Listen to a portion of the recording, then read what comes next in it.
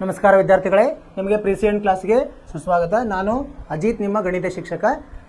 ನಾವು ಇದು ಚರ್ಚೆ ಮಾಡ್ತಿದ್ವಿ, ಸಮಾಂತರ ಶ್ರೇಣಿಗಳ ಬಗ್ಗೆ ಚರ್ಚೆ ಮಾಡ್ತಿದ್ವಿ. ಅದರಲ್ಲಿ ಅಭ್ಯಾಸವನ್ನು ಶುರು ಮಾಡಿದ್ವಿ. ಸೊ ನಿಮಗೆ ಏನಂತ ಹೇಳಿದ್ವಿ, ನಾವು ಪುನರಾವರ್ತನೆ ಮಾಡಲಿಕ್ಕೆ ಹೇಳಿದ್ವಿ. ಈಗ ನಾವು ಅಭ್ಯಾಸ 5.2 ಮಾಡಿದ್ವಿ. ಅದರಲ್ಲಿ 1ನೇ ಮುಖ್ಯ ಪ್ರಶ್ನೆ ಮುಗಿಸಿದ್ವಿ ನಾವು ಅಲ್ವಾ.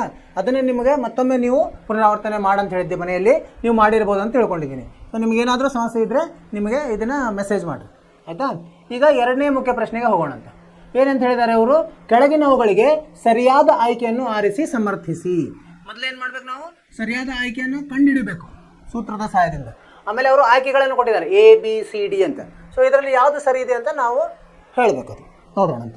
ಈಗ 2ನೇಯ ಮುಖ್ಯ ಪ್ರಶ್ನೆಯಲ್ಲಿ ಅಭ್ಯಾಸ 5.2ರಲ್ಲಿ 2ನೇ ಮುಖ್ಯ ಪ್ರಶ್ನೆಯಲ್ಲಿ 1ನೇ ಪ್ರಶ್ನೆ, 1ನೇ ಉಪ ಪ್ರಶ್ನೆ ಏನಂತ ಹೇಳಿದ್ದಾರೆ. ಇದು ಇಲ್ಲಿ ಸಮಾಂತರ ಶ್ರೇಣಿ ಕೊಟ್ಟಿದ್ದಾರೆ, ಅದನ್ನು ಬರ್ಕೊಂಡು 10, 7, 4 ಡ್ಯಾಶ್ ಡ್ಯಾಶ್ ಡ್ಯಾಶ್. ಈ ಸಮಾನಾಂತರ ಶ್ರೇಣಿಯ 30ನೇ ಪದ ಹೇಳಿ ಅಂದರೆ 30ನೇ ಪದ. ಸೊ ಈಗೇನೇನು ನಾವು ಸೂತ್ರಕ್ಕೆ ಏನೇನು ಬೇಕೋ ಅವನ್ನೆಲ್ಲ ಬರ್ಕೊಂಬಿಡಂತೆ. ಇಲ್ಲಿ ಮೊದಲು ಪರಿಹಾರ. ಈಗ ಮೊದಲು ಏನೇನು ಕೊಟ್ಟಿದ್ದಾರೆ ಬರ್ಕೊಂಡಂತೆ. ಮೊದಲೇ ಪದ ಕೊಟ್ಟಿದ್ದಾರೆ ಯಾವುದು, 10, A 10. D ಎಷ್ಟಾಗ್ತದೆ, ಸಾಮಾನ್ಯ ವ್ಯತ್ಯಾಸ 7, ವ್ಯವಕಲನ 10 ಅಂದರೆ ಋಣ 3 ಆಗ್ತದೆ ಅಲ್ಲೋ. ಆಮೇಲೆ ಏನು ಕೊಟ್ಟಿದ್ದಾರೆ, 30ನೇ ಪದ ಅಂದರೆ ಏನು, ಅದು 30. ನಾವೇನು ಕಂಡುಹಿಡಬೇಕು, AN ಕಂಡುಹಿಡಬೇಕು. ಸೂತ್ರದಲ್ಲಿ ಹಾಕೋಣಂತೆ, ನಮಗೆ ಇದು ಉತ್ತರ ಬರ್ತದೆ. ಏನು ಸೂತ್ರ, AN ಸಮ A ಸಂಕಲನ N ಋಣ 1 D. ಇದು A ಎಷ್ಟಿದೆ, 10 ಇದೆ, N 30 ಇದೆ, 30 ಋಣ 1, D ಎಷ್ಟಿದೆ, ಋಣ 3 ಇದೆ. ಇದನ್ನು ಸರಳ ಮಾಡಿದಾಗ ಏನಾಗ್ತದೆ, 10. ಇದು 30ರಲ್ಲಿ 1 ಅಂದರೆ 29, 29 ಗುಂಡ್ಲೆ 3 ಎಷ್ಟು ಬರ್ತದೆ ನೋಡಿ. 9 3 27, 2 3 6 2 8, ಋಣ 87 ಬರ್ತದೆ. ಸರಿನಾ, ಯಾಕಂದರೆ ಇದು ಋಣ 3 ಇದೆ, ಅಂದರೆ ಋಣ 77 ಉತ್ತರ ಆಗ್ತದೆ. ಯಾವುದಿದೆ ಇದರಲ್ಲಿ, ಋಣ 77, C ಇದೆ. ಅಂದರೆ ಆಯ್ಕೆ ಉತ್ತರ, ಆಯ್ಕೆ ಏನು, ಆಯ್ಕೆ C ಎಷ್ಟು, ಋಣ 77. ಇದು ಉತ್ತರ ಬರೆಯೋದು. ಅರ್ಥವಾಯಿತು, ಸರಳವಾಗಿದೆ. ಏನೋ ಅವರು ಸಮಾಂತರ ಶ್ರೇಣಿ ಕೊಟ್ಟಿದ್ದಾರೆ. ಈ ಎನ್ನೇ ಪದ ಅಂದರೆ ಇಲ್ಲಿ 30 ಇದೆ, N A 30 ಕೇಳಿದ್ದಾರೆ. ನಮ್ಗೆ ಏನೇನಿದೆ ಅದನ್ನೆಲ್ಲ ಉಪಯೋಗಿಸಿ ನಾವು ಸೂತ್ರದ ಸಹಾಯದಿಂದ ಕಂಡುಹಿಡಿದ್ವಿ. ಅರ್ಥವಾಯಿತು. ಈಗ 2ನೇ ಪ್ರಶ್ನೆಗೆ ಹೋಗೋಣಂತೆ.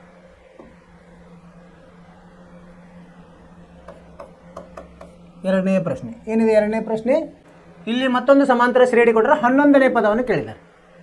ಏನೇನು ಕೊಟ್ಟಿದ್ದಾರೆ ಬರ್ಕೊಂಡು, ಋಣ 3 ಋಣ 1 ಭಾಗಲಬ್ಧ 2 2 ಡ್ಯಾಶ್ ಡ್ಯಾಶ್ ಡ್ಯಾಶ್. ಎಷ್ಟನೇ ಪದ ಹೇಳಿದ್ದಾರೆ ಅವರು, 11ನೇ ಪದ. ಏನೇನು ಕೊಟ್ಟಿದ್ದಾರೆ ಬರ್ಕೊಂಡು ಪರಿಹಾರದಲ್ಲಿ. ಪರಿಹಾರ A ಎಷ್ಟಿದೆ, ಋಣ 3 ಇದೆ. D ಎಷ್ಟಿದೆ, ಋಣ 1 ಭಾಗಲಬ್ಧ 2 ಋಣ 3 ಇದೆ. ಅಂದರೆ ಋಣ 1 ಭಾಗಲಬ್ಧ 2 ಸಂಕಲನ 3 ಆಗ್ತದೆ. ಅಂದರೆ ಇದೆಷ್ಟಾಯಿತು, 2 ಪ್ಲಸ್ 2 3 6 ಋಣ ಅಂದರೆ ಧನ 5 ಭಾಗಲಬ್ಧ 2 ಆಗ್ತದೆ. ಇದು ಒಂದು ಹುಷಾರಿರ್ಬೇಕು ನಾವು, ಋಣ ಮತ್ತು ಋಣ ಬಂದಾಗ ಅಲ್ಲಿ ತಪ್ಪುವ ಸಾಧ್ಯತೆಗಳು ಜಾಸ್ತಿ ಇರ್ತವೆ. ಮುಂದೆ ಹೋಗೋಣಂತೆ. ಈಗ A ಆಯಿತು, D ಆಯಿತು, ಮತ್ತು N ಕೊಟ್ಟಾರೆ. N ಎಷ್ಟಿದೆ, 11. ಅಂದರೆ AN ಕಂಡುಹಿಡಿಬೇಕು ನಾವು. ಉತ್ತರ ಏನು, ಸೂತ್ರ ಹಾಕಿದಾಗ AN ಸಮ A ಸಂಕಲನ N ಋಣ 1 D. A ಎಷ್ಟಿದೆ, ಋಣ 3 ಇದೆ, ಸಂಕಲನ N ಎಷ್ಟಿದೆ, 11 ಋಣ 1, D ಎಷ್ಟಿದೆ, 5 ಭಾಗಲಬ್ಧ 2 ಇದೆ. ಅಂದರೆ ಋಣ 3, ಇದು ಎಷ್ಟಾಯಿತು, ಸಂಕಲನ 11ರಲ್ಲಿ 1 ಹೋದರೆ 10, ಸಂಕಲನ 5 ಭಾಗಲಬ್ಧ 2 ಅಂದರೆ 2 5. ಅಂದರೆ ಋಣ 3 ಧನ 25 ಅಂದರೆ 22 ಬರ್ತದೆ. ಏನಾಯ್ತು ಈಗ ಉತ್ತರ, 11ನೇ ಪದ.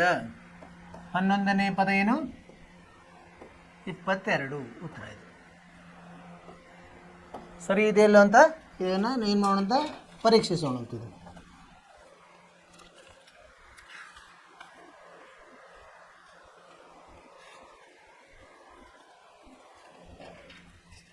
ಆಯ್ಕೆ ಯಾವುದಿದು, 22 B ಇದೆ. ಅದ ಆಯ್ಕೆ B. ಈ ಥರ ಉತ್ತರ ಏನು, ಸರಣಿ ಇದು ಕೊಟ್ಟಿದ್ದಾರೆ, ಸಮಾಂತರ ಶ್ರೇಣಿ A ಮತ್ತು D N ಅನ್ನು ಕೊಟ್ಟಿದ್ದಾರೆ. ಅದನ್ನು ಉಪಯೋಗಿಸಿ ಸೂತ್ರದಲ್ಲಿ ಹಾಕಿ AN ಅಂದರೆ ಇಲ್ಲಿ AN 11 ಇದೆ, A 11 ಕಂಡುಹಿಡಿಯುವ. ಈ ಸೂತ್ರ A ಸಂಕಲನ ಎನ್ ಋಣ 1 ಡಿ ಅದನ್ನು ಹಾಕಿದರೆ ನಮಗೆ ಏನು ಬರ್ತದೆ ಅದು 22 ಬಂದಿದೆ, ಸರಿಯಾದ ಉತ್ತರ. ಅರ್ಥವಾಯಿತು? ಸರಳವಾಗಿದೆ. ಏನಂದರೆ ಸೂತ್ರವನ್ನು ಸರಿಯಾಗಿ ಉಪಯೋಗಿಸಲಿಕ್ಕೆ ಗೊತ್ತಾಗಬೇಕು ನಮಗೆ. ಮುಂದೆ ಹೋಗೋಣಂತೆ. ಮೂರನೆಯ ಮುಖ್ಯ ಪ್ರಶ್ನೆ ಏನಿದೆ ಇಲ್ಲಿ, ಕೆಳಗಿನ ಸಮಾಂತರ ಶ್ರೇಣಿಯ ಬಾಕ್ಸ್ಗಳಲ್ಲಿ ಖಾಲಿ ಬಿಟ್ಟಿರುವ ಪದಗಳನ್ನು ತುಂಬಿ. ಅಂದರೆ ಇಲ್ಲಿ ಒಂದು ಬಾಕ್ಸ್ ಕೊಟ್ಟಿದ್ದಾರೆ, ಅಂದರೆ ಏನಂತೀರಿ, ಒಂದು ಖಾನೆಗೆ ಅದರಲ್ಲಿ ಏನು ಸಂಖ್ಯೆ ಬರ್ತದೆ ಅಂತ ನಾವು ಕಂಡುಹಿಡಿಬೇಕು. ಹೆಂಗೆ ಮಾಡೋದು ನೋಡೋಣ. ಒಂದನೇದೇನಿದೆ, ಒಂದನೇ ಪದ 2 ಇದೆ, ಆಮೇಲೆ ಎರಡನೇ ಪದ ಏನಿದೆ, ಏನಿಲ್ಲ ಅಲ್ಲಿ, ಮೂರನೇ ಪದ 26 ಇದೆ. ಹೀಗಾದರೆ ನಾವು ಹೆಂಗೆ ಕಂಡುಹಿಡಿಯೋದು ಇದನ್ನು? ಇಲ್ಲಿ ಎ ಗೊತ್ತಿದೆ ಮತ್ತು ಎನ್ ಗೊತ್ತಿದೆ. ಡಿ ಕಂಡುಹಿಡಿಯಲಿಕ್ಕೆ ಬರುತ್ತಾ ನಮಗೆ? ಮೂರನೇ ಪದ A3 ಗೊತ್ತಿದೆ, ಇದು A1 ಆಯಿತು. ಪರಿಹಾರ ಹಾಂ, ಇಲ್ಲಿ ಏನಿರ್ತದೆ, ಇದು A1 ಇರ್ತದೆ, ಇದು A2 ಇರ್ತದೆ, ಇದು A3 ಇರ್ತದೆ. ಈಗ ಡಿ ಹೆಂಗೆ ಕಂಡುಹಿಡಿತೀವಿ ನಾವು? ಡಿ ಸಮ A2 ಋಣ A1 ಅಂದರೆ ಎಷ್ಟಾಯ್ತು? ಇದು A2 ಗೊತ್ತಿಲ್ಲ, ಅದು A2 ಅಂತ ಬರೆಯೋಣಂತೆ. ಋಣ A1 ಎಷ್ಟಿದೆ? 2 ಇದೆ. ಈಗ ಇಲ್ಲೊಂದು ಡಿ ಬರ್ತದೆ ನೋಡಿ, 2 ಡಿ ಒಂದೇ ಇರ್ತದೆ. ಇಲ್ಲೇನು ಹೇಗೆ ಬರಿಬೋದು ನಾವು? A3 ಋಣ A2. ಸರಿ, A3 ಎಷ್ಟಿದೆ? 26 ಇದೆ, ಋಣ A2. ಈಗೇನಿದೆ, ಇದು 1, ಇದು 2. 1 ಮತ್ತು 2ನ್ನ ಸಮ ಮಾಡ್ಬೋದಲ್ಲ ನಾವು? 2 ಡಿ ಇದೆ, ಹೀಗಾಗಿ 1 ಸಮ 2 ಮಾಡಬೇಕು. ಅಂದರೆ A2 ಋಣ 2 ಸಮ 26 ಋಣ A2. ಈಗ A2 ಆ ಕಡೆ ಹೋದರೆ ಇದು ಇಲ್ಲಿರೋದು, ಅಲ್ಲಿ ಹೋದರೆ ಧನ ಆಗ್ತದೆ, ಅಂದರೆ 2 A2 ಆಗ್ತದೆ.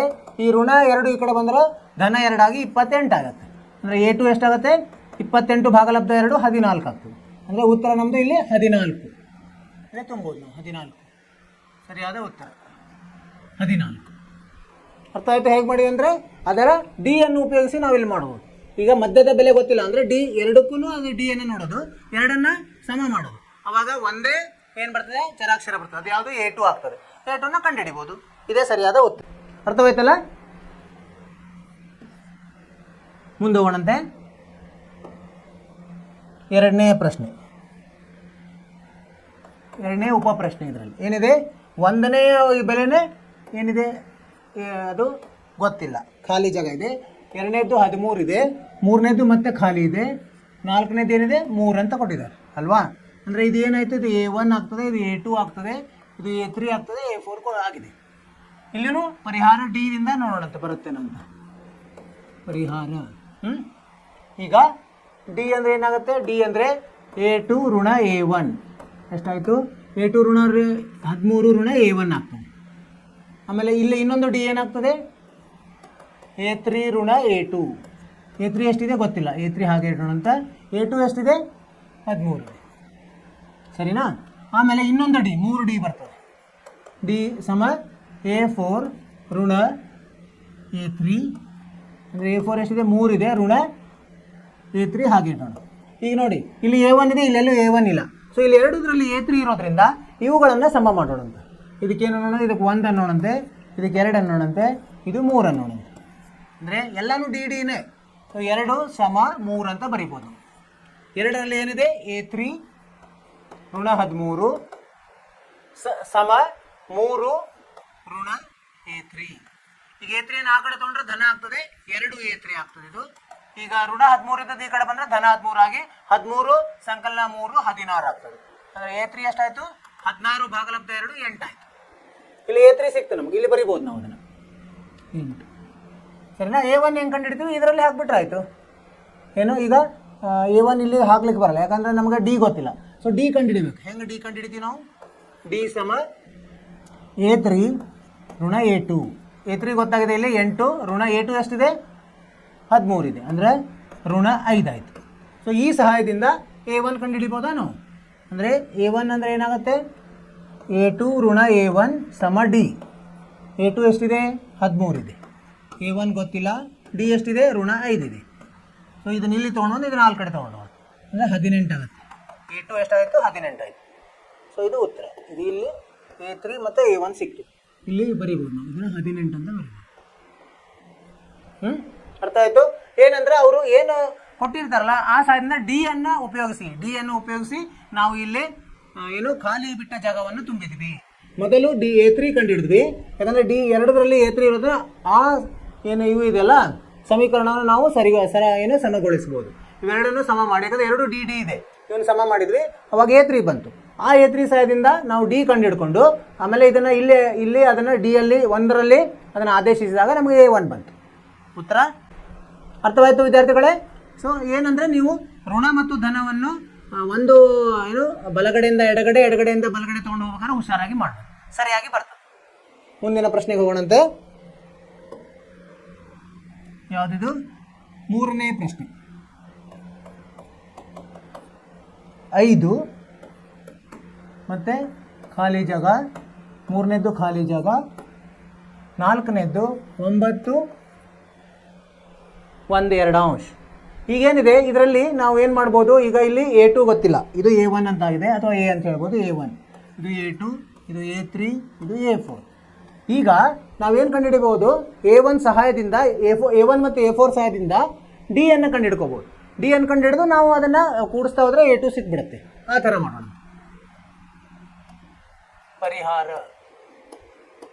ಏನು ಕೊಟ್ಟಿದ್ದಾರೆ? A ಕೊಟ್ಟಿದ್ದಾರೆ. A ಎಷ್ಟು? 5. ಇದು ಏನು? A4 ಕೊಟ್ಟಿದ್ದಾರೆ. A4 ಎಷ್ಟು? 9 1/2. ಸೊ ಇದನ್ನು ಉಪಯೋಗಿಸಿ ಸೂತ್ರವನ್ನು ಹಾಕೋಣಂತ. A4 ಅಂದರೆ ಏನು ಬರುತ್ತೆ? A + 3D ಆಗ್ತದೆ, ಒಂದು ಕಡಿಮೆ. A ಎಷ್ಟಿದೆ? 5 ಇದೆ. A4 ಎಷ್ಟಿದೆ? 9 1/2 ಸಂಕಲನ 3D. ಸೊ ಇದು ಆ ಕಡೆ ತೊಗೊಂಡೋದ್ರೆ 9ರಲ್ಲಿ 9 1/2 5 ಹೋದರೆ 4 1/2 ಆಗುತ್ತೆ, ಸಮ 3D. ಅಂದರೆ ಇದನ್ನು ಬಿಡಿಸಿದರೆ 4 8 ಒಂದು 9 ಭಾಗಲಬ್ಧ 2 ಗುಂಡ್ಲೆ 1 ಭಾಗಲಬ್ಧ 3 ಸಮ D. 3 ಅಂದರೆ 3 3ಲೆ ಡಿ ಎಷ್ಟಾಗುತ್ತೆ? 3 ಭಾಗಲಬ್ಧ 2 ಆಗ್ತದೆ. ಈಗ 5ಕ್ಕೆ ಸೇರಿಸಿ A2 ಹೆಂಗೆ ಬರ್ತದೆ? A2 ಅಂದರೆ A1 + D ಅಥವಾ A + D ಅಂದರೆ ಒಂದೇ. ಎಷ್ಟಿದೆ? 5 ಇದೆ. 5 ಸಂಕಲನ ಡಿ ಎಷ್ಟಿದೆ? 3 ಭಾಗಲಬ್ಧ 2. ಅಂದರೆ ಇದು ಎಷ್ಟಾಯಿತು? 5 10 10 ಅಂದರೆ ಇದನ್ನು 6 1/2 ಆಗ್ತದೆ ಅಲ್ವಾ? ಸರಿ. ಆಮೇಲೆ A3 ಹೆಂಗೆ ಬರ್ತದೆ? A3 ಅಂದರೆ A2 ಸಂಕಲನ ಡಿ. A2 ಎಷ್ಟು ಬಂದಿದೆ? 6 1/2 ಸಂಕಲನ 3 2 ಅಂದರೆ 1 1/2 ಇದೆ. ಅಂದರೆ 7 6 1 7 8. ಅದನ್ನ ಇಲ್ಲೇ ಬರೆಯೋಣ. 6 1/2 ಇಲ್ಲಿ 8. ಅರ್ಥವಾಯಿತು? ಈಗ ನಾವು ಡಿ ಅನ್ನು ಉಪಯೋಗಿಸಿದ್ರೆ ಇಲ್ಲಿ 2 ಗೊತ್ತಾಗಿಲ್ಲ, ಒಂದರ ಪಕ್ಕ ಒಂದು 2 ಗೊತ್ತಿಲ್ಲ, ಹೀಗಾಗಿ ಅದು ಸರಳವಾಗಿ ಬರೋಂಗಿಲ್ಲ. ಅದಕ್ಕೆ ನಾವೇನು ಮಾಡಬೇಕು? A ಕೊಟ್ಟಿದ್ದಾರೆ ಮತ್ತು A4 ಕೊಟ್ಟಿದ್ದಾರೆ. A ಅನ್ನು ಉಪಯೋಗಿಸಿ ಡಿ ಅನ್ನು ಕಂಡುಹಿಡಿದ್ವಿ. ನಾವು ಡಿ ಅನ್ನು ಕಂಡುಹಿಡಿದು ಆ ಡಿ ಅನ್ನು ಉಪಯೋಗಿಸಿ A2 ಮತ್ತು A3 ಅದನ್ನು ಸೂತ್ರದ ಸಹಾಯದಿಂದ ಕಂಡುಹಿಡಿದ್ವಿ. ಈ ಥರ ಮಾಡಬೇಕು. ಸ್ವಲ್ಪ ನಾವು ಬದಲಾವಣೆ ಮಾಡ್ಕೊಂಡು ಮಾಡಬೇಕಾಗ್ತದೆ. ಅಲ್ಲಿ ಅವ್ರು ಕೊಟ್ಟಿರೋ ಏನು ಮಾಹಿತಿಯನ್ನು ನಮಗೆ ಹೆಂಗೆ ಬೇಕಂಗೆ ಉಪಯೋಗಿಸಿ ನಾವು ಕಂಡುಹಿಡಿಬೇಕಾಗ್ತದೆ. ಅರ್ಥವಾಯ್ತಲ್ಲ? ಇದೇ ಉತ್ತರ. A3 ಮತ್ತು A2. ಮುಂದಿನ ಲೆಕ್ಕಕ್ಕೆ ಹೋಗೋಣಂತೆ. 4ನೇ ಲೆಕ್ಕ ಏನಿದೆ? 4ನೇ ಲೆಕ್ಕ ಋಣ 4 ಮತ್ತು ಇಲ್ಲಿ ಖಾಲಿ ಜಾಗ, ಇಲ್ಲೂ ಖಾಲಿ ಜಾಗ. ಎಷ್ಟು ಖಾಲಿ ಜಾಗ ಇದೆ? 4 ಖಾಲಿ ಜಾಗ ಇದೆ. 4 ಖಾಲಿ ಜಾಗ, ಕೊನೆಯದು 6. ಅಂದರೆ ಇದು ಏನಿದು? ಇದು A1, ಇದು A2, ಇದು A3, ಇದು A4, ಇದು A5, ಇದು A6 ಅಲ್ವಾ? ಈಗ 6 ಇದು A ಕೊಟ್ಟಿದ್ದಾರೆ. A1 ಅಂದರೆ A. ಪರಿಹಾರ ಈಗ A1 ಕೊಟ್ಟಿದ್ದಾರೆ, ಅಂದರೆ A ಅಂದರೆ A1 ಎಷ್ಟು ಕೊಟ್ಟಿದ್ದಾರೆ? ಋಣ 4. ಇದು A6 ಕೊಟ್ಟಿದ್ದಾರೆ, ಎಷ್ಟು? 6. ಇದರ ಸಹಾಯದಿಂದ ನಾವು ಡಿ ಕಂಡುಹಿಡಿಯೋಣ ಅಂತ ಮೊದಲು. ಅಂದರೆ ಏನಾಯ್ತು? ಈಗ A6 ಅಂದರೆ ಹೆಂಗೆ ಬರೀಬೋದು? A ಸಂಕಲನ 5D. ಇದನ್ನು ನೆನ್ಪಿಟ್ಬಿಡಿ. ದರಾಸಲ ಸೂತ್ರವನ್ನು ಹಾಕಬೇಕಂತಲ್ಲ, ನೀವು A6 ಎಷ್ಟನೇ ಪದ ಅಂದರೆ ಅದರಲ್ಲಿ ಡಿ ಜೊತೆ ಅದಕ್ಕಿಂತ ಒಂದು ಕಡಿಮೆಯನ್ನು ನಾವು ಗುಣಿಸ್ಬೇಕು ಅಂತ. A ಎಷ್ಟಿದೆ? ಇಲ್ಲಿ ಋಣ 4 ಇದೆ, ಸಂಕಲನ 5D ಗೊತ್ತಿಲ್ಲ. A6 6 ಇದೆ. ಈ 4ನ್ನು ಆ ಕಡೆ ತೊಗೊಂಡೋದ್ರೆ 10 ಆಯಿತು. 10 ಭಾಗಲಬ್ಧ ಇದು 5 ಸಮ ಡಿ. ಅಂದರೆ ಡಿ ಎಷ್ಟಾಯಿತು? 2 ಆಯಿತು. ಇದರ ಸಹಾಯದಿಂದ A2 ಕಂಡುಹಿಡಿಬೋದು. A2 ಅಂದ್ರೇನು? A1 + D. ಅಂದರೆ A1 ಎಷ್ಟಿದೆ? ಋಣ 4 ಇದೆ. ಡಿ ಎಷ್ಟಿದೆ? 2 ಇದೆ. ಅಂದರೆ ಋಣ 2 ಆಯಿತು. A3 ಹೆಂಗೆ ಬರ್ತದೆ ನಮಗೆ? A2 ಸಂಕಲನ ಡಿ ಬರ್ತದೆ. A2 ಎಷ್ಟಿದೆ? ಋಣ 2 ಧನ 2 0. ಮತ್ತು A4 ಹೆಂಗೆ ಬರ್ತದೆ? A4 A3 ಸಂಕಲನ ಡಿ. A3 ಎಷ್ಟಿದೆ? 0 ಇದೆ. ಡಿ ಎಷ್ಟಿದೆ? 2 ಇದೆ. ಅಂದರೆ 2 ಬರ್ತದೆ. A5 ಎಷ್ಟು ಹೇಗೆ ಬರ್ತದೆ? A4ಕ್ಕೆ ಡಿ ಅನ್ನು ಸೇರಿಸಿದಾಗ A4 ಎಷ್ಟಿದ್ದಾವೆ? ಇಲ್ಲಿ 2 ಇದೆ, ಅದಕ್ಕೆ ಡಿ 2 ಸೇರಿಸಿದಾಗ 4 ಆಯಿತು. ಸೊ ಇವೆಲ್ಲ ಉತ್ತರಗಳು. ಇದು ಇದು ಇದು ಮತ್ತು ಇದು ಇಲ್ಲಿ ಬರೆಯೋಣ. ಋಣ 2 0 2 4. ಉತ್ತರವನ್ನು ಪರೀಕ್ಷಿಸಿದಾಗ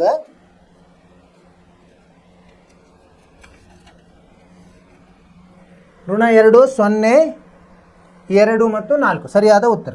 ಸರಿಯಾಗಿದೆ. ಅರ್ಥವಾಯ್ತಲ್ಲ? ಮೊದಲು ನಾವು ನೋಡ್ಬೇಕು, ಎ ಕೊಟ್ಟಿದ್ರಂದ್ರೆ ಇನ್ನೊಂದು ಯಾವುದೋ ಎನ್ ಬೆಲೆ ಕೊಟ್ಟಿರ್ತಾರೆ, ಅವರು ಕೊಟ್ಟಿರ್ತಾರಂದ್ರೆ ಅದರ ಸಹಾಯದಿಂದ ಡಿ ಕಂಡು ಹಿಡ್ಕೋಬೇಕು. ಇಲ್ಲಿ ಡಿ ಕಂಡು ಹಿಡ್ಕೊಂಡು ಅದರಿಂದ ನಾವು ಮುಂದಿನ ಪದಗಳನ್ನು ಸರಳವಾಗಿ ಕಂಡುಹಿಡಿಬೋದು. ನಿಮ್ಗೆ ಅರ್ಥವಾಯ್ತು ಅಂತ ತಿಳ್ಕೊಂಡಿದ್ದೀನಿ. ಅರ್ಥವಾಗಿಲ್ಲ ಅಂದರೆ ಮತ್ತೊಮ್ಮೆ ಹೇಳೋಣಂತೆ. ನೀವು ನಮಗೇನು ಮಾಡಬೇಕು, ಮೆಸೇಜ್ ಮಾಡಬೇಕು, ಇದು ಅರ್ಥ ಆಗಿಲ್ಲ ನಮಗೆ. ಮುಂದೆ ಹೋಗೋಣಂತೆ. 5ನೇ ಪ್ರಶ್ನೆ. ಇಲ್ಲಿ ಏನು ಕೊಟ್ಟಿದ್ದಾರೆ? 5ನೇ ಪ್ರಶ್ನೆ. ಎ ಕೊಟ್ಟಿಲ್ಲ, ಖಾಲಿ ಬಾಕ್ಸ್. ಆಮೇಲೆ 38 ಮತ್ತು ಎಷ್ಟು ಖಾಲಿ ಬಾಕ್ಸ್ ಇದೆ? 1 2 3 ಇದೆ.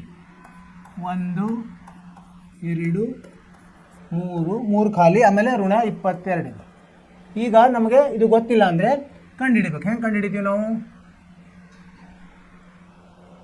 ಇದೇನಂತ ಹೇಳ್ತೀವಿ ನಾವು? A1 ಅಂತ ಹೇಳ್ತೀವಿ. ಇದು A2 ಇದಾಯಿತು, ಇದು A3, A4, A5, A6. ಸರಿನಾ? ಸೊ A1 ಗೊತ್ತಿಲ್ಲ, ಪರಿಹಾರ. ಇಲ್ಲಿ A2 ಮತ್ತು A6 ಕೊಟ್ಟಿದ್ದಾರಲ್ಲ, ಅದರ ಸಹಾಯದಿಂದ ಎ ಮತ್ತು ಡಿ ಕಂಡುಹಿಡಿಬೋದು ನಾವು. ಪರಿಹಾರ. ಈಗ A2 ಏನಪ್ಪ? A2 ಸೂತ್ರ ಏನು? A2 ಅಂದರೆ A ಪ್ಲಸ್ 1 ಕಡಿಮೆ ಅಂದರೆ ಡಿ. ಈಗ ಎ ಎಷ್ಟಿದೆ ಗೊತ್ತಿಲ್ಲ, A2 ಎಷ್ಟಿದೆ? 38 ಇದೆ, ಸಮ A ಪ್ಲಸ್ ಡಿ ಆಯಿತು. ಇದು 1ನೇ ಸಮೀಕರಣ. ಇನ್ನೊಂದರಲ್ಲಿ ಈಗ A6 ಅಂದರೆ ಹೇಗೆ ಬರಿತೀವಿ ನಾವು? A6 ಅಂದರೆ A ಪ್ಲಸ್ 5 ಡಿ ಅಂತ ಬರ್ತೀವಿ. A6 ಎಷ್ಟಿದೆ? ಋಣ 22 ಇದೆ. ಎ ಗೊತ್ತಿಲ್ಲ, 5 ಡಿ. ಈಗ ಇಲ್ಲಿ ನಾವು ಎ ಅನ್ನು ಯಾವ್ದಾರು ಉಪಯೋಗಿಸೋಣ. ಎ ಅಂದರೆ ಏನಾಗುತ್ತೆ? 32 ಋಣ ಡಿ ಆಗ್ತದೆ. ಅದನ್ನು ಇಲ್ಲಿ ಆದೇಶಿಸೋಣ. ಋಣ 22 ಸಮ 38 ಋಣ ಡಿ ಧನ 5 ಡಿ.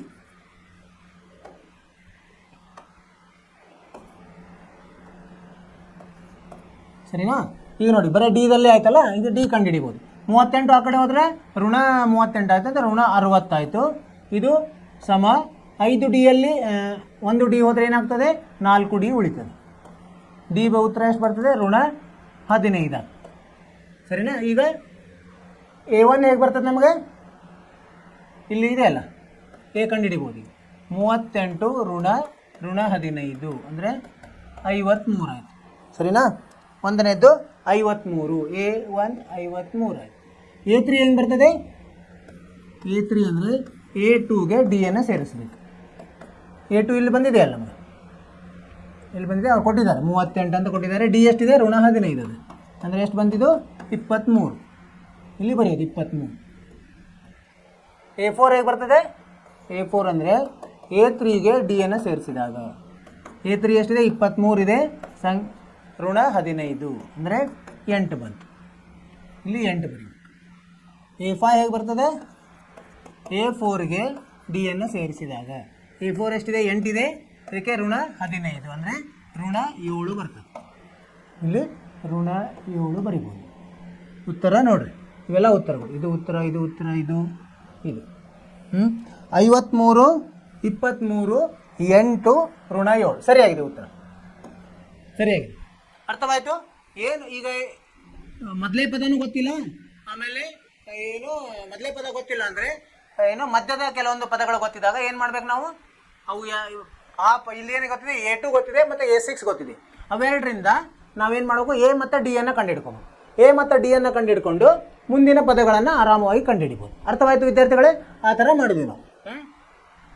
ಏನು ಹೆದರುವ ಅವಶ್ಯಕತೆ ಇಲ್ಲ. ಎಷ್ಟನೇದಾಯ್ತು? 5ನೇದಾಯಿತು. ಈಗ 3ನೇಯ ಮುಖ್ಯ ಪ್ರಶ್ನೆ ಮುಗೀತು. ಈಗ 3ನೇಯ ಮುಖ್ಯ ಪ್ರಶ್ನೆ ಮುಗೀತು. ನಾವು 4ನೇಯ ಮುಖ್ಯ ಪ್ರಶ್ನೆಗೆ ಹೋಗ್ತಾ ಇದ್ದೀವಿ. 4ನೇಯ ಮುಖ್ಯ ಪ್ರಶ್ನೆ ಏನು ಹೇಳ್ತಾರಲ್ಲಿ? ಇಲ್ಲೊಂದು ಸಮಾಂತರ ಶ್ರೇಣಿ ಕೊಟ್ಟಿದ್ದಾರೆ. 3 8 13 18. ಈ ಸಮಾಂತರ ಶ್ರೇಣಿಯ ಎಷ್ಟನೇ ಪದ 78? ಎಷ್ಟನೇ ಪದ ಅಂದ್ರೆ ಅವರು AN ಅಂತ ಕೊಟ್ಟಿದ್ದಾರೆ. 78 ಏನದು? AN. ಎನ್ ಕಂಡು ಹಿಡಿಬೇಕು ನಾವು. ಮಾಡೋಣ. 3 8 13 18 ಇದು ಎಷ್ಟು?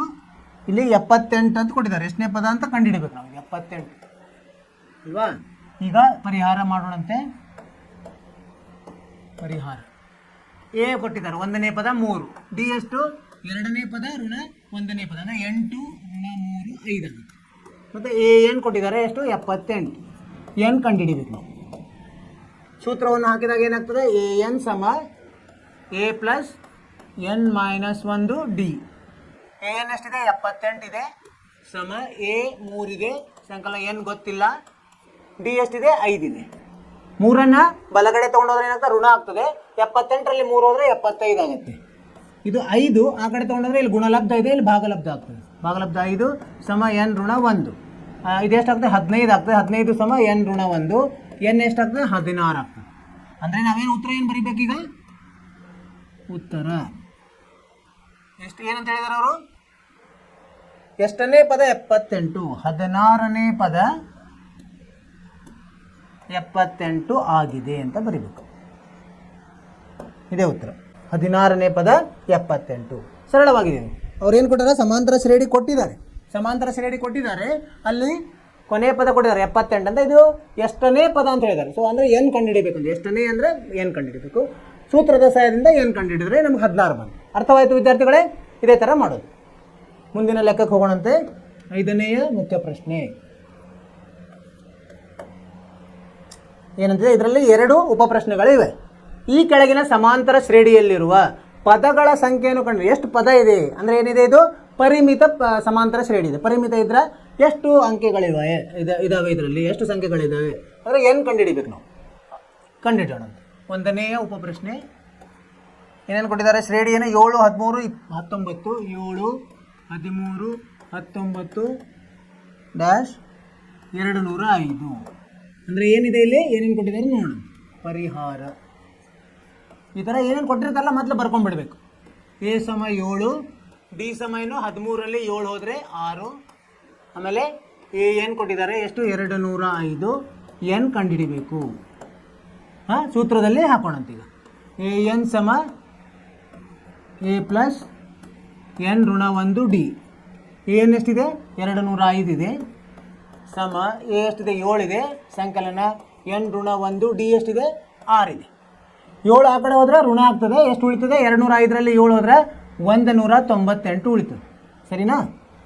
ಇದು 6 ಭಾಗಲಬ್ಧ ಆಗ್ತದೆ ಸಮ ಎನ್ ಋಣ 1. ಇದು 6 1 6 3 18 6 3 ಎನ್ ಋಣ 1 33 ಆಯಿತು.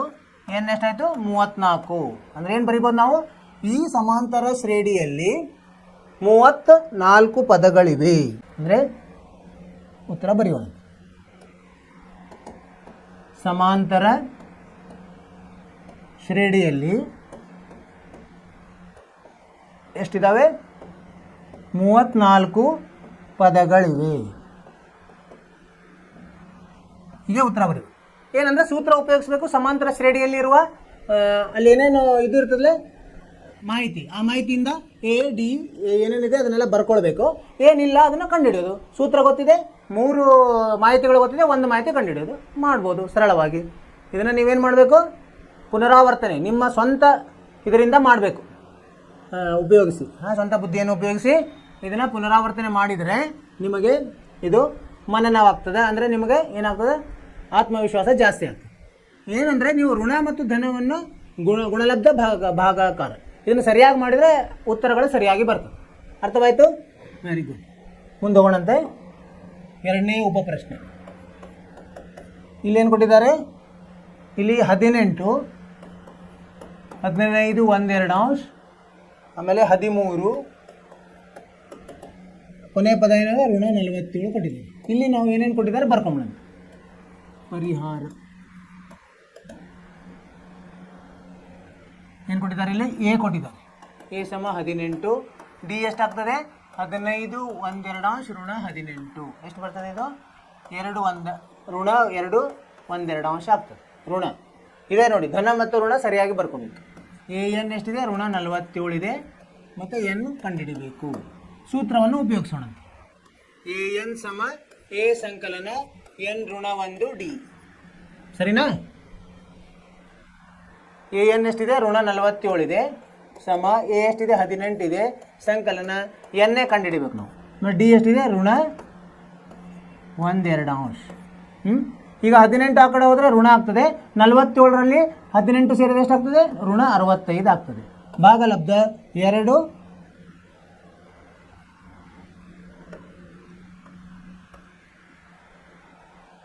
ಭಾಗಲಬ್ಧ ಋಣ 2 1/2. ಇಲ್ಲಿ ಋಣ ಇದು ಗುಣಾಕಾರ ಇದೆ, ಋಣ 2 1/2. ಆ ಕಡೆ ಹೋದರೆ ಭಾಗಾಕಾರ ಆಗಿ ಇದು n ಋಣ 1 ಆಗ್ತದೆ. ಇಲ್ಲಿ ಋಣ ಋಣ ಹೋಗಿ 65 ಭಾಗಲಬ್ಧ 2 1/2 ಅಂದರೆ ಹೆಂಗೆ ಬರಿತೀವಿ ನಾವು? 2 4 1 5 5 2 ಅಂತ ಬರಿತೀವಿ. ಸಮ n ಋಣ 1. ಇದು 2 ಮೇಲೆ ಬಂತು. 2 ಗುಣಲಬ್ಧ 65 ಭಾಗಲಬ್ಧ 5 5 ಅಂದರೆ 5 13 ಅಂದರೆ 26 ಆಯಿತು. 26 ಇದಕ್ಕೆ ಸಮ n ಋಣ 1. n ಎಷ್ಟಾಯಿತು? 27. ಎಷ್ಟು ಬಂತು ಉತ್ತರ? 27. ಸರಿಯಾಗಿದೆ ಅಂತ ಪರೀಕ್ಷಿಸೋಣಂತೆ. ಸರಿಯಾಗಿದೆ. ಅಂದರೆ ಇಲ್ಲಿ ಎಷ್ಟು ಪದಗಳಿವೆ? ಉತ್ತರ ಹೆಂಗೆ ಬರೀಬೇಕು ನಾವು? ಉತ್ತರ ಸಮಾಂತರ ಶ್ರೇಣಿಯಲ್ಲಿ ಎಷ್ಟಿದ್ದಾವೆ? 27 ಪದಗಳಿವೆ. 27 ಪದಗಳಿವೆ. ಎಷ್ಟು ಬರೆದ್ರೆ ಆಯಿತು ನಮ್ಮ ಉತ್ತರ. ಉತ್ತರವನ್ನು ಪರೀಕ್ಷಿಸಿದ್ವಿ, ಸರಿಯಾಗಿದೆ. ಏನು ಮಾಡಬೇಕು? ಅವ್ರು ಏನು ಕೊಟ್ಟಿರ್ತಾರಲ್ಲ ಅದರಲ್ಲಿ ನಾವು ಏನೇನು ಕೊಟ್ಟಿದ್ದಾರೆ ಬರ್ಕೊಳ್ಬೇಕು ಮೊದಲು. ಆಮೇಲೆ ಏನು ಕೇಳಿದ್ದಾರೆ ಅದನ್ನು ನಮಗೆ ಗೊತ್ತಿಲ್ಲ, ಅದನ್ನು ಬರ್ಕೋಬೇಕು. ಸೊ ಇಲ್ಲಿ ಏನಿದೆ ಈ ಸೂತ್ರದಲ್ಲಿ 1 2 3 4 ಪದಗಳಿವೆ. ಅವರು 3 ಪದ ಕೊಡ್ತಾರೆ, 1 ಪದ ಕೇಳ್ತಾರೆ. ಸೊ ಅವನ್ನೆಲ್ಲ ಬರ್ಕೋಬೋದು. ಯಾವುದು ಕೊಟ್ಟಿದ್ದಾರೆ ಯಾವುದು ಕೊಟ್ಟಿಲ್ಲ ಅದನ್ನು ಬರ್ಕೊಂಡು ಯಾವುದು ಕೊಟ್ಟಿಲ್ಲಲ್ಲ ಅದನ್ನೇ ನಾವು ಕಂಡುಹಿಡಿಯೋದು. ಇಲ್ಲಿ ಕಂಡುಹಿಡಿದಾಗ n ಬೆಲೆ ಎಷ್ಟು ಬಂತು? 27 ಬಂತು. ಸರಿಯಾದ ಉತ್ತರ. ಅರ್ಥವಾಯಿತು ವಿದ್ಯಾರ್ಥಿಗಳೇ? ಇದನ್ನು ಸರಳೀಕರಣಗೊಳಿಸುವುದು ತುಂಬ ಜಾಗೃತವಾಗಿ ಮಾಡಬೇಕು. ಅಲ್ಲಿ ತಪ್ಪುವ ನಮ್ಮ ಸಂಭವನೀಯತೆಗಳು ಜಾಸ್ತಿ ಇರ್ತವೆ. ಈಗ ಏನು ಋಣ ಧನ ಗುಣಲಬ್ಧ ಭಾಗಲಬ್ಧ ಇದೆ. ಇದರಲ್ಲಿ ಏನು ಮುಖ್ಯವಾಗಿರೋದು ಇದೆ. ಬಲಗಡೆಯಿಂದ ಎಡಗಡೆ ಒಯ್ಯೋದು, ಎಡಗಡೆಯಿಂದ ಬಲಗಡೆ ಒಯ್ಯೋದು. ಆವಾಗ ಏನೇನು ಚಿಹ್ನೆಗಳು ಬದಲಿ ಆಗ್ತದೆ ಅದು ನಮಗೆ ಗಮನಿಸ್ತಾ ಇರಬೇಕು. ಅದರಲ್ಲಿ ಲಕ್ಷ್ಯ ಕೊಟ್ಟು ಮಾಡೋದು. ಈಗ ಎಷ್ಟಾಯಿತು? 5ನೇ ಪ್ರಶ್ನೆ ಆಯಿತು. 6ನೇ ಪ್ರಶ್ನೆ, 6ನೇಯ ಮುಖ್ಯ ಪ್ರಶ್ನೆ ಏನಂತಿದೆ? 6ನೇ ಮುಖ್ಯ ಪ್ರಶ್ನೆ ಓದೋಣ. ಋಣ 150 ಇದು 11 8 5 2 ಡ್ಯಾಶ್ ಡ್ಯಾಶ್ ಡ್ಯಾಶ್ ಸಮಾಂತರ ಶ್ರೇಣಿಯ ಪದವಾಗಿದೆಯೇ ಎಂದು ಪರೀಕ್ಷಿಸಿ. ಇದು ಪದ ಆಗಿದೆಯೋ ಇಲ್ಲ ಅಂತ ಪರೀಕ್ಷಿಸಬೇಕು. ಅಂದ್ರೆ ಏನು ಮಾಡಬೇಕು? n ಬೆಲೆ ಕಂಡುಹಿಡಬೇಕು. ಅದೇನಿರಬೇಕು? n ಬೆಲೆ ಧನವಾಗಿರಬೇಕು ಮತ್ತು ಪೂರ್ಣಾಂಕ ಇರಬೇಕು. ಆದ್ರೆ ಇದು ಮಾತ್ರ ಇದು ಈ ಏನು 150 ಋಣ 150 ಅಲ್ಲ ಆ ಸರಣಿಯಲ್ಲಿ ಇದೆ ಅಂತ ನಾವು ನಿರ್ಧಾರ ಮಾಡ್ಬೋದು. ನೋಡೋಣ ಈಗ. ಅಂದರೆ 11 8 5 2 ಡ್ಯಾಶ್ ಡ್ಯಾಶ್ ಡ್ಯಾಶ್ ಮತ್ತು ಇಲ್ಲಿ ಕೊನೆಗೇನದ 150 ಇದೆಯೋ ಇಲ್ಲ ಅದನ್ನು ಪರೀಕ್ಷಿಸಿ ಅಂತ ಹೇಳಿದ್ದಾರೆ. ನೋಡೋಣ ಪರಿಹಾರ. ಎ ಬೆಲೆ ಎಷ್ಟಿದೆ? 11 ಇದೆ. ಡಿ ಬೆಲೆ ಎಷ್ಟಿದೆ? 8 ಋಣ 11 ಅಂದರೆ ಋಣ 3 ಇದೆ. n ಬೆಲೆ ಎಷ್ಟು? ಇಲ್ಲಿ 150 ತಗೋಬೇಕು, ಋಣ 150. ಆಮೇಲೆ n ಕಂಡುಹಿಡಿಬೇಕು. ಸೂತ್ರವನ್ನು ಉಪಯೋಗಿಸೋಣಂತೆ. an ಸಮ ಎ ಸಂಕಲನ n ಋಣ 1 ಡಿ. ಏನನ್ನು ಋಣ 150 ಸಮ ಎ ಎಷ್ಟು? 11 ಸಂಕಲನ n ಗೊತ್ತಿಲ್ಲ, ಡಿ ಎಷ್ಟಿದೆ? ಋಣ 3 ಇದೆ. ಈಗ 11 ಆ ಕಡೆ ಹೋದರೆ ಋಣ 11 ಆಗಿ ಋಣ 161 ಆಯಿತು. ಸರಿಯಾ? ಇದು 3 ಈ ಕಡೆ ಬಂದರೆ ಭಾಗಲಬ್ಧ ಋಣ 3 ಆಯಿತು ಸಮ n ಋಣ 1. ಈಗ ಇದು ಪೂರ್ಣಾಂಕ ಬರ್ತದೆ ನೋಡೋಣ. ಪೂರ್ಣಾಂಕ ಇದೇನಾಯ್ತು? ಈಗ ಋಣ ಋಣ ಹೋಗಿ ಧನ ಆಯಿತು. n ಋಣ 1 ಅಂದರೆ 161 3ರಿಂದ ಭಾಗ ಹೋಗ್ತೇವೆ ನೋಡೋಣಂತೆ. 3 5 15 1 ಉಳಿತು, ಇದು ಹೋಗಲ್ಲ, ಅಪೂರ್ಣ ಆಯ್ತು. ಈಗ ಹೀಗಾಗಿ ಇಲ್ಲಿ ಉತ್ತರ ಏನು ಬರೀಬೇಕು? ಇಲ್ಲಿ n ಬೆಲೆ ಧನಾಂಕ ಇದೆ, ಅದನ್ನು ಬರೆಯೋ ಕಾರಣ ಇಲ್ಲ. ಧನ ಇದೆ ಆದರೆ ಪೂರ್ಣಾಂಕ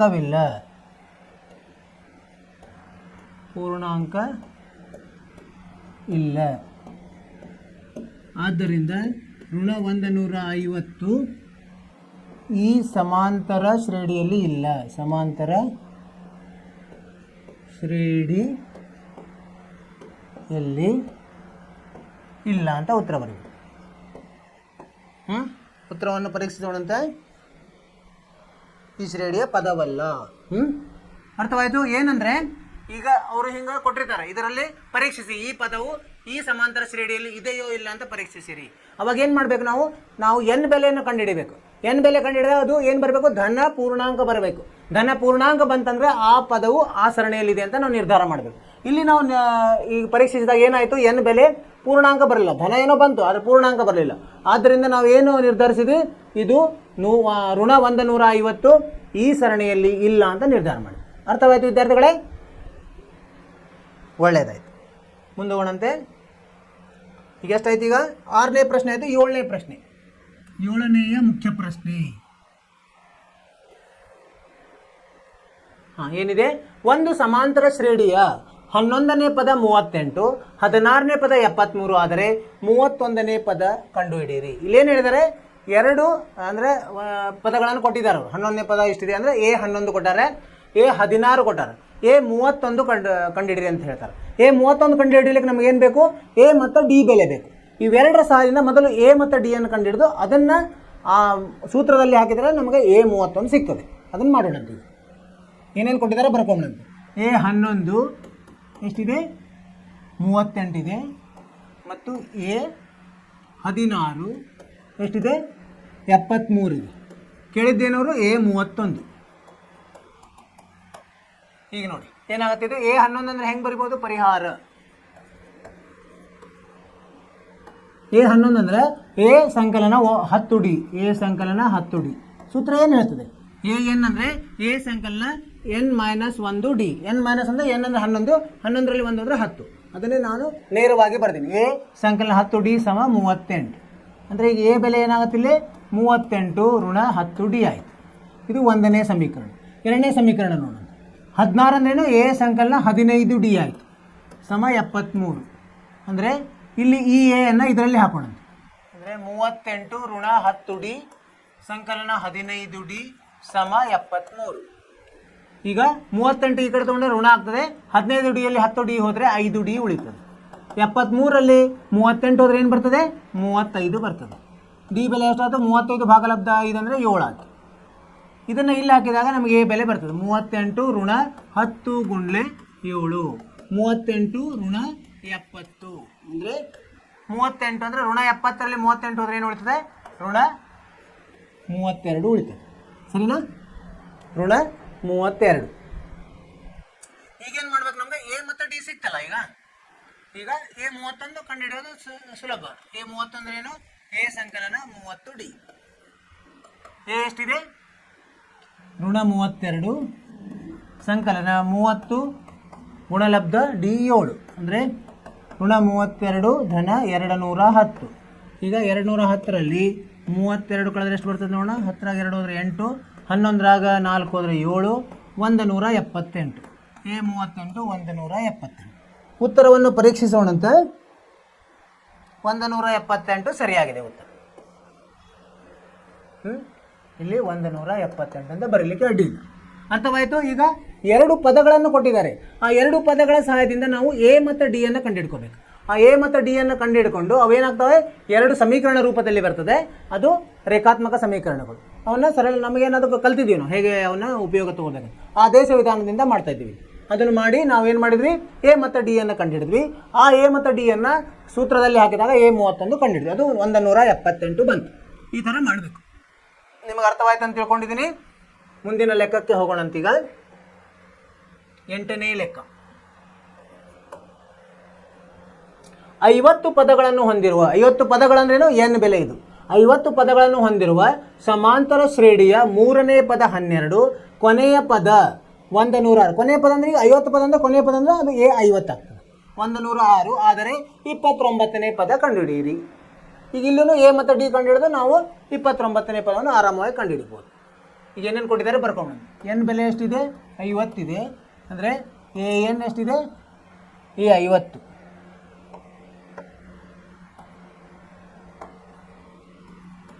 ಎ 50 ಕೊಟ್ಟಿದ್ದಾರೆ. ಎಷ್ಟು, ಕೊನೆಯ ಪದ 106. ಆಮೇಲೆ 3ನೇ ಪದ ಕೊಟ್ಟಾರೆ ಎ 3. ಎಷ್ಟಿದೆ, ಎ 3 12.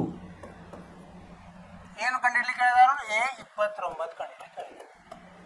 ಸರಿನಾ. ಈಗ ಪರಿಹಾರ. ಎ 50 ಹೆಂಗೆ ಬರ್ತದೆ, ಎ ಸಂಕಲನ 49 ಡಿ ಅಂದರೆ 106. ಆಮೇಲೆ ಇಲ್ಲಿ ಏನು ಬರ್ತದೆ A3 ಅಂದರೆ A ಸಂಕಲನ 2D ಅಂದರೆ 12. ಎ ಅಂದರೆ ಎಷ್ಟಾಗತ್ತೆ ಇಲ್ಲಿ 12 ಋಣ 2D ಆಯಿತು. ಇದು 2 ಇದು 1. ಈಗೇನು ಮಾಡೋಣ, 1ರಲ್ಲಿ ಇದನ್ನು ಹಾಕೋಣ. 12 ಋಣ 2D ಸಂಕಲನ 49D ಸಮ 106. ಈ 12 ಈ ಕಡೆ ಬಂದರೆ ಋಣ ಆಗ್ತದೆ. 49ರಲ್ಲಿ 2 ಹೋದರೆ 47D. ಇಲ್ಲಿ ಎಷ್ಟು ಬರ್ತದೆ 94 ಆಗ್ತದೆ. 102ರಲ್ಲಿ 12 ಹೋದರೆ ಎಷ್ಟು ಬರ್ತದೆ 94 ಆಗ್ತದೆ. ಡಿ ಬೆಲೆ ಎಷ್ಟಾಯಿತು 94 ಭಾಗಲಬ್ಧ 47 ಅಂದರೆ 2 ಆಯಿತು. ಇದನ್ನು ಉಪಯೋಗಿಸಿ ಇಲ್ಲಿ ಎ ಕಂಡುಹಿಡಿಬೋದು. 12 ಋಣ 2 ಗುಂಡ್ಲೆ 2 12 ಗುಂಡ್ಲೆ 12 ಋಣ 4 8 ಆಯಿತು. ಈಗ ಇದು 8 ಎ ಮತ್ತು ಡಿ ಸಿಕ್ತಂದರೆ ಯಾವುದೋ ಬೆಲೆಯನ್ನು ಕಂಡುಹಿಡಿಬೋದು ನಾವು. ಎ 29 ಹೆಂಗೆ ಕಂಡುಹಿಡಿತೀವಿ, ಎ ಸಂಕಲನ 28D. ಎ ಎಷ್ಟಿದೆ 8 ಇದೆ, ಸಂಕಲನ 28 ಗುಂಡ್ಲೆ 2 8 ಸಂಕಲನ 56 ಅಂದರೆ 64 ಆಯಿತು. ಎ 29 64. ಅವ್ರೇನು ಕೊಟ್ಟಿದ್ದಾರಲ್ಲ ಆ ಸಹಾಯದಿಂದ ನಾವು ಎ ಮತ್ತು ಡಿ ಅನ್ನು ಕಂಡುಹಿಡಿದ್ವಿ. ಎ ಮತ್ತು ಡಿ ಅನ್ನು ನಾವು ಎ 29 ಕಂಡುಹಿಡಿಯೋ ಸೂತ್ರದಲ್ಲಿ ನಾವು ಉಪಯೋಗಿಸಿದಾಗ ನಮಗೆ ಎ 29 ಬಂತು. ಅದು 64 ಇದೇ ಉತ್ತರ. ಅರ್ಥವಾಯ್ತು ವಿದ್ಯಾರ್ಥಿಗಳೇ? ಈ ಥರ ನೀವು ಸ್ವಂತ ಇದರಿಂದ ಮಾಡಬೇಕು. ಅಂದರೆ ನೀವು ಯಾವುದೇ ಸಹಾಯದಿಲ್ಲದೆ ಪ್ರಯತ್ನ ಮಾಡಿದರೆ ನಿಮಗೆ ಇವು ಮುಂದೆ ಸರಳವಾಗಿ ಬರ್ತವೆ. ನಿಮಗೇನಾದರೂ ಸಮಸ್ಯೆ ಇದ್ದರೆ ನಮಗೆ ಬಂದು ನಿಮ್ಗೆ ಮೆಸೇಜ್ ಹಾಕಿರಿ, ನಾವು ಅದನ್ನು ಮತ್ತೊಮ್ಮೆ ನಿಮಗೆ ವಿವರಿಸ್ತೀವಿ. ಎಷ್ಟನೇದಾದ 8ನೇದಾಯ್ತು. ಈಗ ಮುಂದೆ 9ನೇ ಪ್ರಶ್ನೆ ನೋಡೋಣ. 9ನೇ ಪ್ರಶ್ನೆ ಏನಂದಿದೆ, ಒಂದು ಸಮಾಂತರ ಶ್ರೇಣಿಯ 3ನೇ ಮತ್ತು 9ನೇ ಪದಗಳು ಕ್ರಮವಾಗಿ 4 ಮತ್ತು ಋಣ 8, ಆದರೆ ಅದರ ಎಷ್ಟನೇ ಪದವು 0 ಆಗಿದೆ. ಇಲ್ಲಿ ಏನೇನು ಕೊಟ್ಟಿದ್ದಾರೆ ಅವರು, 3ನೇ ಪದ ಅಂದರೆ A3 ಕೊಟ್ಟಾರ, ಮತ್ತು ಕೊನೆಯ ಪದ ಅಲ್ಲ ಎಷ್ಟು 9ನೇ A3 ಕೊಟ್ಟಾರ, A9 ಕೊಟ್ಟಾರ, ಏನು 0 ಅಂತ ಕೊಟ್ಟಿದ್ದಾರೆ. ಅದು ಎಷ್ಟನೇ ಪದ ಅಂತ ಕೇಳಿದ್ದಾರೆ. ಮಾಡೋಣಂತೆ. A3ನೇ ಪದ, A3 ಎಷ್ಟು ಕೊಟ್ಟಿದ್ದಾರೆ, ಇದು 9ರಲ್ಲಿ 4. ಮತ್ತೇನು ಕೊಟ್ಟಾರ, A9 ಕೊಟ್ಟಾರೆ. A9 ಎಷ್ಟಿದೆ ಋಣ 8. ಇನ್ನೊಂದು ಏನು ಕೊಟ್ಟಿದ್ದಾರೆ 0 ಅಂತ, ಆವಾಗ n ಬೆಲೆ ಕೇಳಿದ್ದಾರೆ. ಈಗ ಇವೆರಡರ ಸಹಾಯದಿಂದ ನಾವು ಎ ಮತ್ತು ಡಿ ಕಂಡುಹಿಡ್ಕೋಬೇಕು. ಪರಿಹಾರ A3 ಅಂದ್ರೇನು, ಎ ಸಂಕಲನ 2D ಸಮ 4 ಅಂದರೆ ಎ ಏನಾಯಿತು 4 ಋಣ 2D ಆಯಿತು. ಇದು 1ನೇ ಸಮೀಕರಣ. ಇದರ ಸಹಾಯದಿಂದ ಮತ್ತೊಂದು ಸಮೀಕರಣ ಮಾಡುವಂತೆ, ಎ ಸಂಕಲನ 8D ಸಮ ಋಣ 8. ಇಲ್ಲಿ ಇದನ್ನು ಆದೇಶಿಸೋಣ. 4 ಋಣ 2D ಸಂಕಲನ 8D ಸಮ ಋಣ 8. ಇಲ್ಲಿ 8Dಯಲ್ಲಿ 2D ಹೋದರೆ 6D ಉಳಿತು. ಈ 4 ಈ ಕಡೆ ಹೋದರೆ ಋಣ 4 ಆಯಿತು, ಋಣ 12 ಆಯಿತು. ಡಿ ಎಷ್ಟಾಯಿತು ಋಣ 2 ಆಯಿತು. ಇಲ್ಲಿ ಎ ಕಂಡುಹಿಡಿಬೇಕು. ಈಗ 4 ಋಣ 2 ಗುಂಡ್ಲೆ ಋಣ 2 ಅಂದರೆ 4ರಲ್ಲಿ 4 ಸಂಕಲನ 4 ಆಗಿ 8 ಆಯಿತು. ಸರಿಯಾ? ಎ ಬಂತು, ಡಿ ಬಂತು. ಈಗ 0 ಯಾವ ಪದ ಅಂತ ನೋಡಿ. ಎನ್ ಸಮ ಎ ಸಂಕಲನ n ಋಣ 1 ಡಿ. ಇದು 0 ಕೊಟ್ಟಾರೆ. ಎ ಎಷ್ಟು ಬಂತು 8 ಬಂತು, ಸಂಕಲನ n ಋಣ 1, ಡಿ ಎಷ್ಟಿದೆ ಋಣ 2 ಇದೆ. ಈಗ ಇದು 8 ಆ ಕಡೆ ಹೋದರೆ ಋಣ 8 ಆಯಿತು, ಭಾಗಲಬ್ಧ ಋಣ 2 ಸಮ n ಋಣ 1 ಅಂದರೆ n ಎಷ್ಟಾಯಿತು, ಇದು 4 ಆಯಿತು. 4 ಸಂಕಲನ 1, 5ನೇ ಪದವು 0 ಆಗಿದೆ. ಉತ್ತರವನ್ನು ಪರೀಕ್ಷಿಸಿದಾಗ ಸರಿಯಾಗಿದೆ. ಏನಂತ ಬರೀಬೇಕು ಉತ್ತರ, 5ನೇ ಪದ 0 ಆಗಿದೆ. ಈ ಥರ ನಾವು ಉತ್ತರವನ್ನು ಬರಿಬೇಕಾಗ್ತದೆ. ಅರ್ಥವಾಯಿತು? ಏನೇನು ಕೊಟ್ಟಿದ್ದಾರಲ್ಲ ಅದನ್ನು ಉಪಯೋಗಿಸಿ ಎ ಮತ್ತು ಡಿ ಅನ್ನು ಕಂಡುಹಿಡಿಯೋದು. ಆಮೇಲೆ ಏನು ಕಂಡುಹಿಡಲಿಕ್ಕೆ ಏನು ಕೊಟ್ಟಿದ್ದಾರೆ ಆ ಸೂತ್ರದಲ್ಲಿ ಅದನ್ನು ನಾವು ಆದೇಶಿಸಿದಾಗ ನಮಗೆ n ಬೆಲೆ ಬಂತು, ಅದು 5. 5ನೇ ಪದವು 0 ಆಗಿದೆ. ಇದು ನಮ್ಮ ಉತ್ತರ. ಅರ್ಥವಾಯಿತು ವಿದ್ಯಾರ್ಥಿಗಳೇ? ಸರಳವಾಗಿದೆ. ಏನಂದರೆ ನಾವು ಏನು ಮಾಡಬೇಕು, ರೇಖಾತ್ಮಕ ಇಲ್ಲಿ ಸಮೀಕರಣಗಳನ್ನು ಉಪಯೋಗಿಸಬೇಕಾಗ್ತದೆ. ಸೊ ಉಪಯೋಗಿಸಿ ನಾವು 2 ಚರಾಕ್ಷರಗಳನ್ನು ಕಂಡುಹಿಡಬೇಕು. ಎ ಮತ್ತು ಡಿ ಈಗ ಚರಾಕ್ಷರಗಳು, ಅವನು ಕಂಡುಹಿಡಿದು ಆಮೇಲೆ ಅದನ್ನು ಉಪಯೋಗಿಸ್ಬೇಕು. ಅರ್ಥವಾಯ್ತು ಅಂತ ತಿಳ್ಕೊಂಡಿದ್ದೀನಿ. ಮುಂದಿನ ಪ್ರಶ್ನೆಗೆ ಹೋಗೋಣ ಅಂತ. ಎಷ್ಟನೇದು 10ನೇ ಪ್ರಶ್ನೆ. 10ನೇ ಪ್ರಶ್ನೆ ಏನಿದೆ, ಒಂದು ಸಮಾಂತರ ಶ್ರೇಣಿಯ 17ನೇ ಪದವು ಅದರ 10ನೇ ಪದಕ್ಕಿಂತ 7 ಹೆಚ್ಚಾಗಿದೆ. ಇಲ್ಲೊಂದು ಇದು ಸಂಬಂಧ ಹೆಂಗೆ ಕೊಟ್ಟಾರೆ ನೋಡ್ರಿ. ಅಂದರೆ ಎ 17 ಸಮ ಎ 10 ಸಂಕಲನ 7 ಅಂತ ಕೊಟ್ಟಿದ್ದಾರೆ. ಡಿ ಕಂಡುಹಿಡಲಿಕ್ಕೆ ಹೇಳಿದ್ದಾರೆ. ಮಾಡೋಣಂತೆ. ಏನಂತ ಹೇಳಿದ್ದಾರೆ ಅವರು, ಎ 17 ಸಮ ಎ 10 ಸಂಕಲನ 7 ಅಂತ ಹೇಳಿದ್ದಾರೆ. ಇಲ್ಲಿ ನಾವು ಡಿ ಕಂಡುಹಿಡಿಬೇಕು. ಈಗ 7 ಹೆಚ್ಚಾಗಿದ್ದಾರೆ ಅಂದರೆ ಸಂಕಲನ 7 ಆಯಿತು. ಡಿ ಅನ್ನು ಕಂಡುಹಿಡಿಯಿರಿ ಅಂತ ಹೇಳಿ. ಇಲ್ಲಿ ಪರಿಹಾರ ನೋಡೋಣಂತೆ. ಪರಿಹಾರ ಎ 17 ಅಂದ್ರೆ ಹೆಂಗೆ ಬರೀತೀವಿ ನಾವು? ಎ ಸಂಕಲನ 16 ಡಿ. ಎ 10 ಹೆಂಗೆ ಬರಿತೀವಿ? ಎ ಸಂಕಲನ 9 ಡಿ ಬರಿತೀವಿ. ಸಂಕಲನ 7. ಇಲ್ಲೇನಾಗ್ತದೆ ಈಗ? ಇಲ್ಲಿಯೇ ಹೋಗ್ಬಿಡ್ತದೆ, ರದ್ದಾಗ್ತದೆ. ಈ 9 ಡಿ ಈ ಕಡೆ ಹೋದರೆ ಎಷ್ಟಾಗ್ತದೆ? 16 ಋಣ 9 7 ಡಿ ಆಗ್ತದೆ. 7 ಡಿ ಎಷ್ಟಾಯಿತು? 1 ಆಯಿತು. ಸೊ ಡಿ ಬೆಲೆ 1. ಸರಿಯಾಗಿದೆಯಾ? ಉತ್ತರವನ್ನು ನೋಡ, ಸರಿಯಾಗಿದೆ. ಸಾಮಾನ್ಯ ವ್ಯತ್ಯಾಸ ಉತ್ತರವನ್ನು ಬರೆಯೋದು ನಾವು. ಉತ್ತರ ಸಾಮಾನ್ಯ ವ್ಯತ್ಯಾಸ ಡಿ ಸಮ 1. ಇದರ ಉತ್ತರ ಬರೆದ್ಬಿಟ್ರೆ ಚೆನ್ನಾಗಿ ಕಾಣಿಸ್ತದೆ. ಅರ್ಥವಾಯಿತು? ಏನು ಕೊಟ್ಟಿದ್ದಾರೆ ಉಪಯೋಗಿಸಿದೆ ನಾವು. ಅವರು ಒಂದು ಸಂಬಂಧ ಕೊಟ್ಟಾರೆ. 17ನೇ ಪದ ಮತ್ತು 10ನೇ ಪದಗಳ ನಡುವಿನ ಸಂಬಂಧ. 17ನೇ ಪದವು 10ನೇ ಪದಕ್ಕಿಂತ 7 ಹೆಚ್ಚಾಗಿದೆ. ಅಲ್ಲಿ ಒಂದು ಸಮೀಕರಣ ತಯಾರಾಯಿತು ನಮಗೆ. ಆ ಸಮೀಕರಣದಲ್ಲಿ ಏನಾಯಿತು? ಎರಡೂ ಕಡೆ ಎ ಇರೋದ್ರಿಂದ ಎ ರದ್ದಾಯಿತು. ಉಳಿತೇನೋ ಬರೀ ಡಿ ಉಳಿತು. ಡಿ ಬಂದರೆ ನಮಗೆ ಉತ್ತರ ನೇರವಾಗಿ ಸಿಕ್ತು. ಈ ಥರ ನಾವು ಉತ್ತರ ನೋಡಿದಾಗ ಡಿ ಬೆಲೆ 1 ಸರಿಯಾಗಿದೆ. ಅರ್ಥವಾಯಿತು ವಿದ್ಯಾರ್ಥಿಗಳೇ? ಸೊ ಇಲ್ಲಿವರೆಗೆ ನಾವು 10 ಮುಖ್ಯ ಪ್ರಶ್ನೆಗಳನ್ನು ಮುಗಿಸಿದ್ವಿ. ಇನ್ನೂ ಎಷ್ಟಿದೆ? ಒಟ್ಟು 20 ಇದೆ, ಇನ್ನು 10 ಇದೆ. ನೀವೇನು ಮಾಡಿರಿ, 11ರಿಂದ 15ರವರೆಗೆ ಮನೆಗೆಲಸ ಪ್ರಯತ್ನ ಮಾಡಿರಿ. ಅದು ಏನಿದೆ ವಾಕ್ಯದಲ್ಲಿದೆ, ನೀವು ಸಮೀಕರಣ ರೂಪದಲ್ಲಿ ತೊಗೊಂಡು ಬಂದು ಮಾಡಬೇಕಂತ ಅರ್ಥ ಮಾಡ್ಕೋಬೇಕು. ನೀವು ಪ್ರಯತ್ನ ಮಾಡಿರಿ, ನಿಮಗೆ ಬಂದೇ ಬರ್ತದೆ. ಬಂದಿಲ್ಲ ಅಂದರೆ ನಾಳೆ ನಾವು ಮತ್ತೊಮ್ಮೆ ಅದರ ಬಗ್ಗೆ ಚರ್ಚೆ ಮಾಡೋಣ. ಅಲ್ಲಿವರೆಗೆ ಏನು ಮಾಡ್ಬೇಕು? ನೀವು ನಿಮ್ಮ ಬಗ್ಗೆ ನೀವು ಕಾಳಜಿ ತೊಗೋಬೇಕು. ಚೆನ್ನಾಗಿ ಪಾಠ ಅಥವಾ ಆಟ ಎಲ್ಲದರಲ್ಲೂ ಭಾಗವಹಿಸಬೇಕು. ಮತ್ತು ಆರೋಗ್ಯದ ಬಗ್ಗೆ ಕಾಳಜಿ ಇರಬೇಕು. ಮಾಡಿರಿ. ಮತ್ತು ಮುಂದಿನ ತರಗತಿಯಲ್ಲಿ ಭೇಟಿ ಮಾಡೋಣ. ಅಲ್ಲಿವರೆಗೆ ಶುಭವಾಗಲಿ. ನಮಸ್ಕಾರ.